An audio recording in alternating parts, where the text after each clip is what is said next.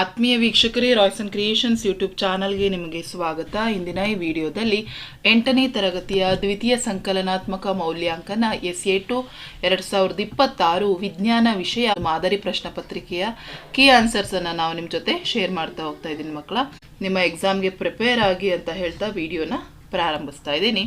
ಕೆಳಗಿನ ಅಪೂರ್ಣ ಹೇಳಿಕೆಗೆ ಅಥವಾ ಪ್ರಶ್ನೆಗಳಿಗೆ ಸರಿಯಾದ ಉತ್ತರವನ್ನು ಆರಿಸಿ ಬರೆಯಿರಿ. ಅವುಗಳ ಕ್ರಮಾಕ್ಷರದೊಂದಿಗೆ ಬರೆಯಿರಿ ಅಂತ ಇದೆ ಮಕ್ಕಳ. ಸೊ ಫಸ್ಟ್ ಕ್ವಶನ್, ಕೆಳಗಿನವುಗಳಲ್ಲಿ ಬರಿದಾಗದ ಸಂಪನ್ಮೂಲಗಳೆಂದರೆ ಅಂತ ಕೇಳಿದ್ದಾರೆ. ಕಲ್ಲಿದ್ದಲು, ಪೆಟ್ರೋಲಿಯಂ, ಸೌರ ಬೆಳಕು ಮತ್ತೆ ನೈಸರ್ಗಿಕ ಅನಿಲ ಕೊಟ್ಟಿದ್ದಾರೆ. ಸೊ ಬರಿದಾಗದ ಅನಿಲ ಯಾವುದಪ್ಪ ಅಂದ್ರೆ ಅದು ಸೌರ ಬೆಳಕಾಗ್ತದೆ. ಇನ್ನು ಉಳಿದವೆಲ್ಲ ಖಾಲಿಯಾಗುವಂಥವು. ಹಾಗಾಗಿ ಆಪ್ಷನ್ ಸಿ ಸೌರ ಬೆಳಕು ರೈಟ್ ಆನ್ಸರ್. ಎರಡನೇ ಪ್ರಶ್ನೆ, ಇಬ್ಬರು ಸಮತೂಕದ ವ್ಯಕ್ತಿಗಳು ಮರಳಿನ ಮೇಲೆ ನಿಲ್ಲುತ್ತಾರೆ. ಎಕ್ಸ್ ವ್ಯಕ್ತಿಯು ಮರಳಿನ ಮೇಲೆ ಸಮತೋಲನದಲ್ಲಿ ಮಲಗುತ್ತಾರೆ. ವೈ ವ್ಯಕ್ತಿಯು ಲಂಬವಾಗಿ ಹಾಗೆಯೇ ನಿಂತಿರುತ್ತಾನೆ. ಯಾವ ಹೇಳಿಕೆ ಸರಿಯಾಗಿದೆ ಅಂತ ಹೇಳಿ ಕೇಳಿದ್ದಾರೆ. ಸೊ ಇಲ್ಲಿ 4 ಆಪ್ಷನ್ ಕೊಟ್ಟಿದ್ದಾರೆ ಮಕ್ಕಳ. ಸೊ ಇಲ್ಲಿ ನೋಡಿ, ಎಕ್ಸ್ ಎನ್ನುವ ವ್ಯಕ್ತಿಯು ಮರಳಿನ ಮೇಲೆ ಸಮತಲದಲ್ಲಿ ಮಲಗ್ತಾನೆ. ವೈ ಲಂಬವಾಗಿ ನಿಲ್ತಾನೆ. ಸೊ ಇಲ್ಲಿ ವ್ಯಕ್ತಿ ಎಕ್ಸ್ ಹೆಚ್ಚು ಒತ್ತಡವನ್ನು ಪ್ರಯೋಗಿಸುತ್ತಾನೆ. ಸೊ ಈ ಒಂದು ಹೇಳಿಕೆ ಸರಿಯಾಗಿದೆ. ಇನ್ನು ಉಳಿದಂತಹ ಹೇಳಿಕೆ ಏನಾಗಿದೆ, ತಪ್ಪಾಗಿದೆ. ಹಾಗಾಗಿ ಆಪ್ಷನ್ ಎ ವ್ಯಕ್ತಿಯು ವ್ಯಕ್ತಿಯು ಹೆಚ್ಚು ಒತ್ತಡವನ್ನು ಪ್ರಯೋಗಿಸುತ್ತಾನೆ ರೈಟ್ ಆನ್ಸರ್. ನೆಕ್ಸ್ಟ್ ಮೂರನೇ ಪ್ರಶ್ನೆ, ಬೋರ್ಡಿನ ಮೇಲೆ ಕೇರಂ ಆಟವನ್ನು ಆಡುವಾಗ ಅತಿ ನುಣುಪಾದ ಪೌಡರನ್ನು ಸಿಂಪಡಿಸುವುದು ಏಕೆ? ಯಾಕೆ ಅಲ್ಲಿ ಸಿಂಪಡಿಸ್ತಾರೆ ಅಂತ ಕೇಳಿದ್ದಾರೆ. 4 ಆಪ್ಷನ್ ಕೊಟ್ಟಿದ್ದಾರೆ. ಸೊ ಕೇರಂ ಪಾನ್ಗಳ ಚಲನೆಯನ್ನು ಕಡಿಮೆ ಮಾಡುತ್ತದೆ, ಆಟದ ಕ್ಷಮತೆಯನ್ನು ಹೆಚ್ಚಿಸ್ತದೆ, ಆಟವಾಡುವಾಗ ಸುವಾಸನೆಯನ್ನು ಉಂಟು ಮಾಡ್ತದೆ, ಕೇರಂ ಬೋರ್ಡನ್ನು ಉತ್ತಮ ಸ್ಥಿತಿಯಲ್ಲಿ ಕಾಪಾಡುತ್ತೆ. ಸೊ ಆ್ಯಕ್ಚುಲಿ ಆಟದ ಕ್ಷಮತೆಯನ್ನು ಹೆಚ್ಚಿಸಲು ನಾವೇನು ಮಾಡ್ತೀವಿ, ನುಣುಪಾದ ಪೌಡರನ್ನು ನಾವು ಹೆಚ್ಚಾಗಿ ಸಿಂಪಡಿಸ್ತೀವಿ. ಹಾಗಾಗಿ option B is the right answer. 4ನೇದು, ಮರುಭೂಮೀಕರಣಕ್ಕೆ ಮುಖ್ಯ ಕಾರಣ ಕೇಳಿದ್ದಾರೆ. ಇಲ್ಲಿ 4 ಆಪ್ಷನ್ ಕೊಟ್ಟಿದ್ದಾರೆ ಮಕ್ಕಳ. ದನಕರುಗಳಿಂದ ಅತಿಯಾದ ಹುಲ್ಲನ್ನು ಮೇಯಿಸುವಿಕೆ, ಹೆಚ್ಚಿನ ಗಾಳಿ ಬೀಸುವಿಕೆ, ಹೆಚ್ಚಿನ ಮಳೆ, ಕಾಡುಗಳ ನಾಶ. ಸೊ ದನಕರುಗಳಿಂದ ಅತಿಯಾಗಿ ಹುಲ್ಲನ್ನು ಮೇಯಿಸುವುದರಿಂದ ಮರುಭೂಮೀಕರಣ ಆಗ್ತದೆ. ಹಾಗಾಗಿ ಸೊ ಯಾವುದರಿಂದಲೂ ಆಗ್ತದೆ ಮಕ್ಕಳ, ಆದರೆ ಹೆಚ್ಚಾಗಿ ಆಪ್ಷನ್ ಏನಿರುವ ಉತ್ತರ ಕರೆಕ್ಟ್ ಆಗಿದೆ. ಹಾಗಾಗಿ option A right answer. 5th question, ಯಾವುದೇ ಮೇಲ್ಮೈ ಮೇಲೆ ಪತನಗೊಳ್ಳುವ ಬೆಳಕಿನ ಕಿರಣವನ್ನು ಹೀಗೆಂದು ಕರೆಯುತ್ತಾರೆ. ಸೊ ಅದನ್ನು ಪತನ ಕಿರಣ ಅಂತ ಹೇಳಿ ಕರೆಯುವಂಥದ್ದು ಮಕ್ಕಳ. ಕೊಟ್ಟಿರೋದ್ರಲ್ಲಿ ಆಪ್ಷನ್ ಡಿ ಪತನ ಕಿರಣ is the right answer. So ಇದಿಷ್ಟು multiple choice questions. Next 1 word answers questions ಇದೆ.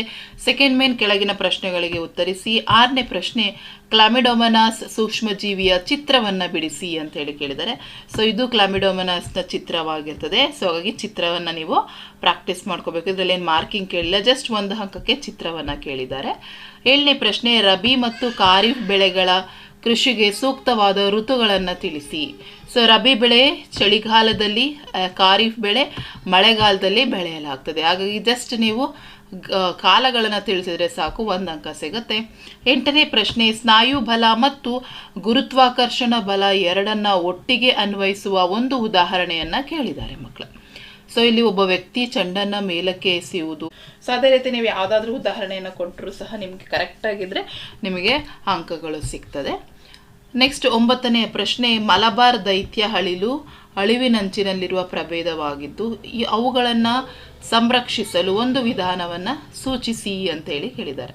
ಸೊ ಅಳಿವಿನಂಚಿನಲ್ಲಿರುವ ಪ್ರಭೇದಗಳ ನೈಸರ್ಗಿಕ ಆವಾಸಸ್ಥಾನವನ್ನು ರಕ್ಷಿಸುವುದು, ಅಳಿವಿನಂಚಿನಲ್ಲಿರುವ ಪ್ರಭೇದಗಳ ಜಾತಿಗಳ ಬೇಟೆಯನ್ನು ತಡೆಗಟ್ಟುವುದು. ಸೊ ಇದರಲ್ಲಿ ಯಾವುದಾದ್ರೂ ಒಂದನ್ನು ಬರೆದ್ರೆ ಸಾಕು. 10ನೇ ಪ್ರಶ್ನೆ, ದೃಷ್ಟಿವಿಕಲರು ಹೇಗೆ ಓದುವರು? ಸೊ ದೃಷ್ಟಿವಿಕಲರು ಬ್ರೈಲ್ ಲಿಪಿಯ ಸಹಾಯದಿಂದ ಓದುತ್ತಾರೆ.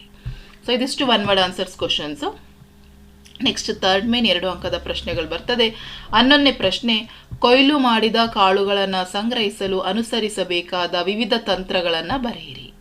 ಸೊ ಯಾವೆಲ್ಲ ತಂತ್ರಗಳ ಮೂಲಕ ನಾವು ಕೊಯ್ಲು ಮಾಡಿದ ಬೆಳೆಯನ್ನು ಸಂಗ್ರಹಿಸ್ತೀವಿ ಅಂದರೆ, ಒಂದು ಬೆಳೆಗಳನ್ನು ಒಣಗಿಸಿ ನಿರ್ದಿಷ್ಟ ಹೊಂಡಗಳಲ್ಲಿ ಅಥವಾ ಕೊಟ್ಟಿಗೆಯಲ್ಲಿ ಸಂಗ್ರಹಿಸುವುದು, ಸೆಣಬಿನ ಚೀಲಗಳಲ್ಲಿ, ಲೋಹದ ಡಬ್ಬಿಗಳಲ್ಲಿ ಸಂಗ್ರಹಿಸುವುದು, ರಾಸಾಯನಿಕ ವಿಧಾನ, ಇನ್ನೊಂದು ರೋಗಕಾರಕ ಸೂಕ್ಷ್ಮಜೀವಿಗಳಿಂದ ರಕ್ಷಣೆ ಅಂದರೆ ಕೀಟಗಳಿಂದ ರಕ್ಷಿಸಲು ಬೇವಿನ ಎಲೆಗಳನ್ನು ಬಳಸುವುದು. ನೆಕ್ಸ್ಟ್ 12ನೇ ಪ್ರಶ್ನೆ, ವಸ್ತುಗಳ ಮೇಲೆ ಬಲದ ಯಾವುದಾದರೂ 2 ಪರಿಣಾಮಗಳನ್ನು ಪಟ್ಟಿ ಮಾಡಿ ಅಂತ ಕೇಳಿದ್ದಾರೆ.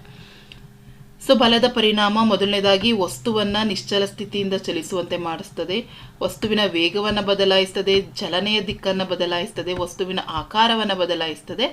ಸೊ ಇವೆಲ್ಲವಕ್ಕೂ ಸಹ ಬಲವೇ ಕಾರಣವಾಗಿರ್ತದೆ. ನೆಕ್ಸ್ಟ್ 13ನೇ ಪ್ರಶ್ನೆ, ಮರು ಅರಣ್ಯೀಕರಣವು ಸಸ್ಯವರ್ಗ ಮತ್ತು ಪ್ರಾಣಿ ವರ್ಗಗಳ ಸಂರಕ್ಷಣೆಯಲ್ಲಿ ಹೇಗೆ ಸಹಾಯವನ್ನು ಮಾಡುತ್ತವೆ ಅಂತ ಕೇಳಿದ್ದಾರೆ.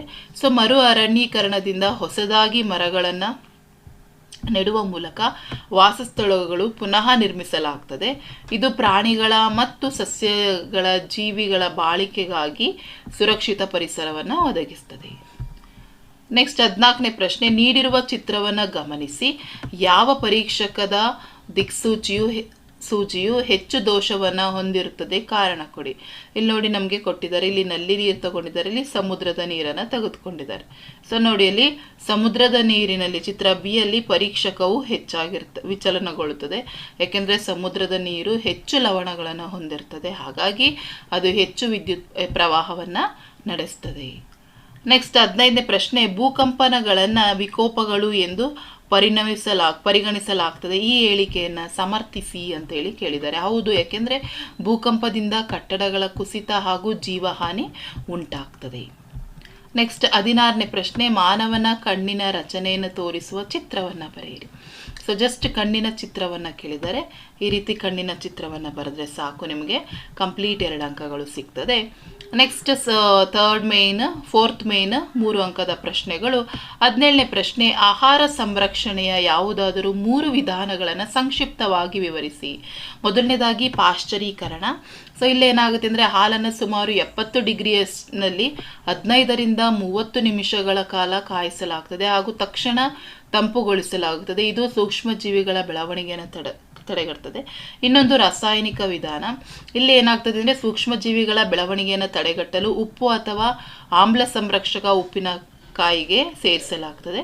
ನೆಕ್ಸ್ಟ್ ಸಂಗ್ರಹಣೆ ಮತ್ತು ಪೊಟ್ಟಣಗಳ ಕಟ್ಟುವಿಕೆ. ಸೊ ಸೂಕ್ಷ್ಮ ಜೀವಿಗಳ ದಾಳಿಯನ್ನು ತಪ್ಪಿಸುವ ಸಲುವಾಗಿ ಇತ್ತೀಚಿನ ದಿನಗಳಲ್ಲಿ ಒಣ ಹಣ್ಣುಗಳನ್ನು ಹಾಗೂ ತರಕಾರಿಗಳನ್ನು ಗಾಳಿ ಆಡದಂತೆ ಮೊಹರು ಮಾಡಿದ ಪಟ್ಟಣಗಳಲ್ಲಿ ಸಂಗ್ರಹಿಸಲಾಗ್ತದೆ. ಸೊ 3 ಪಾಯಿಂಟ್ ಸಾಕು.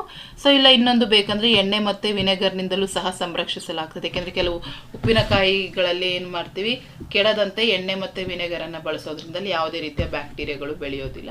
ಸೊ ಇದಿಷ್ಟು ಆನ್ಸರ್ ಸಾಕು ಪ್ರಶ್ನೆಗೆ. ನೆಕ್ಸ್ಟ್ 18ನೇ ಪ್ರಶ್ನೆ, ಎ ಪ್ರಶ್ನೆ, ಘರ್ಷಣೆಯು ಒಂದು ವರವೂ ಹೌದು, ವಿವರಿಸಿ ಅಂತ ಕೇಳಿದ್ದಾರೆ. ಹೌದು, ಏಕೆಂದರೆ ಘರ್ಷಣೆಯು ಸುಲಭವಾಗಿ ಚಲಿಸಲು, 2 ವಸ್ತುಗಳನ್ನು ಬಂಧಿಸಲು, ವಸ್ತುಗಳನ್ನು ಚಲಿಸದೇ ಇರಲು, ವಸ್ತುಗಳ ಚಲನೆ ವೇಗವನ್ನು ನಿಯಂತ್ರಿಸಲು, ನಾವು ನಡೆದಾಡಲು, ನೆಲದ ಮೇಲೆ ಸ್ಥಿರವಾಗಿ ನಿಲ್ಲಲು ಇವೆಲ್ಲಕ್ಕೂ ಸಹ ಏನು ಬೇಕು, ಘರ್ಷಣೆ ಬೇಕೇ ಬೇಕು. ಅದೇ ರೀತಿ ನಮ್ಮ ಪಾದಗಳು ಹಾಗೂ ನೆಲದ ನಡುವಿನ ಘರ್ಷಣೆಯ ಸಹಾಯ ಮಾಡುತ್ತದೆ. ನಾವು ಪೆನ್ ಬಳಸಿ ಬರೆಯುವಾಗ ಅವುಗಳ ತುದಿ ಮತ್ತು ಹಾಳೆಗಳ ನಡುವಿನ ಘರ್ಷಣೆಗೆ ಕಾರಣವಾಗಿದೆ. ಬೆಂಕಿ ಕಡ್ಡಿ ಪಟ್ಟಿಗೆ ಮೇಲೆ ಗೀಚಿದಾಗ ಘರ್ಷಣೆಯಿಂದ ಬೆಂಕಿ ಹತ್ಕೊಳ್ತದೆ. ನೆಕ್ಸ್ಟ್ ಬಿ ಪ್ರಶ್ನೆ, ಅಪಘಾತ ತೈಲಗಳ 2 ಉಪಯೋಗಗಳನ್ನು ಕೇಳಿದ್ದಾರೆ ಮಕ್ಕಳ. ಸೊ ಇಲ್ಲಿ ಘರ್ಷಣೆಯನ್ನು ಕಡಿಮೆ ಮಾಡಲು, ಅಧಿಕ ಬಿಸಿಯಾಗುವುದನ್ನು ತಡೆಯಲು ಮತ್ತು ನಯವಾದ ಸ್ಥಿರವಾದ ವಸ್ತು ತೆಗೆಯುವಿಕೆಯನ್ನು ಸಾಧಿಸಲು ಮತ್ತು ಉತ್ತಮವಾದ ಮೇಲ್ಮೈಯನ್ನು ಸಾಧಿಸಲು ಅಪಕರ್ಷಕ ತೈಲಗಳನ್ನು ಬಳಸಲಾಗ್ತದೆ. ನೆಕ್ಸ್ಟ್ 19ನೇ ಪ್ರಶ್ನೆ, ಪ್ಲಾಸ್ಟಿಕ್ ತಟ್ಟೆಯನ್ನು ಸ್ಟೀಲ್ ಚಮಚದಿಂದ ಒಂದು ನಿರ್ವಾತ ಕೊಠಡಿಯಲ್ಲಿ ಬಡಿಯಲಾಗುತ್ತದೆ. ನೀಡಿರುವ ಹೇಳಿಕೆಯಲ್ಲಿ ಯಾವ ವಸ್ತು ಕಂಪಿಸುತ್ತದೆ, ಶಬ್ದವನ್ನು ಕೇಳುವಿರ, ಸಮರ್ಥಿಸಿ. ಸೊ ಮೊದಲನೇದು ನೋಡಿ, ಸ್ಟೀಲ್ ತಟ್ಟೆ ಮತ್ತು ಸ್ಟೀಲ್ ಚಮಚ ಕಂಪಿಸ್ತದೆ. ಇನ್ನೊಂದು ಬಿ ಪ್ರಶ್ನೆ ಕೇಳಿದ್ದಾರೆ ಮಕ್ಕಳು, ಏನು ಕೇಳಿದರೆ ಶಬ್ದವನ್ನು ಕೇಳ್ತೀರಾ ಅಂತ ಕೇಳಿದ್ದಾರೆ. ಇಲ್ಲ, ಯಾಕೆಂದರೆ ನಮಗೆ ಶಬ್ದ ಕೇಳೋದೇ ಇಲ್ಲ, ಶಬ್ದವು ನಿರ್ವಾತದಲ್ಲಿ ಪ್ರಸಾರವಾಗಲು ಸಾಧ್ಯವೇ ಇಲ್ಲ. ಕಾರಣ ಅಲ್ಲಿ ನಮಗೆ ಮಾಧ್ಯಮ ಸಿಗ್ತಾ ಇಲ್ಲ. ಯಾಕೆಂದರೆ ಮಾಧ್ಯಮ ಇದ್ದಾಗ ಮಾತ್ರ ಶಬ್ದವು ಪ್ರಸಾರವಾಗಲಿಕ್ಕೆ ಸಾಧ್ಯ ಆಗ್ತದೆ. ಹಾಗಾಗಿ ಮಾಧ್ಯಮದ ಅಗತ್ಯತೆ ಶಬ್ದಕ್ಕೆ ಇದ್ದೇ ಇದೆ. 20ನೇ ಪ್ರಶ್ನೆ, ನೀರಿನ ಮೂಲಕ ವಿದ್ಯುತ್ ಪ್ರವಹಿಸುವುದನ್ನು ತೋರಿಸುವ ಚಿತ್ರವನ್ನು ಬರೆಯಿರಿ. ಕೆಳಗಿನ ಭಾಗಗಳನ್ನು ಗುರುತಿಸಿ ಕೇಳಿದರೆ. ಒಂದು ಕಾರ್ಬನ್ ದಂಡ, ಇನ್ನೊಂದು ಲೋಹದ ಪೆಟ್ಟಿಗೆ. ಸೊ ಇಲ್ಲಿ ನೋಡಿ ಮಕ್ಕಳ, ಇದು ಅದರ ಚಿತ್ರವಾಗಿರ್ತದೆ. ಇದರಲ್ಲಿ ಲೋಹದ ಟೊಪ್ಪಿಗೆ ಮತ್ತು ಕಾರ್ಬನ್ ದಂಡ, ನೀರು ಇಷ್ಟು ಇದೆ. ಸೊ ಈ ಚಿತ್ರವನ್ನು ಬಿಡಿಸಿದ್ರೆ ನಿಮಗೆ 3 ಅಂಕಗಳು ಸಿಗ್ತದೆ. ನೆಕ್ಸ್ಟ್ 21ನೇ ಪ್ರಶ್ನೆ, ದಿಗಿಲುಗೊಳಿಸುವ ಚಲನಚಿತ್ರವನ್ನು ನೋಡುವಾಗ ಹದಿಹರೆಯದವರು ಭಯಭೀತರಾಗುತ್ತಾರೆ.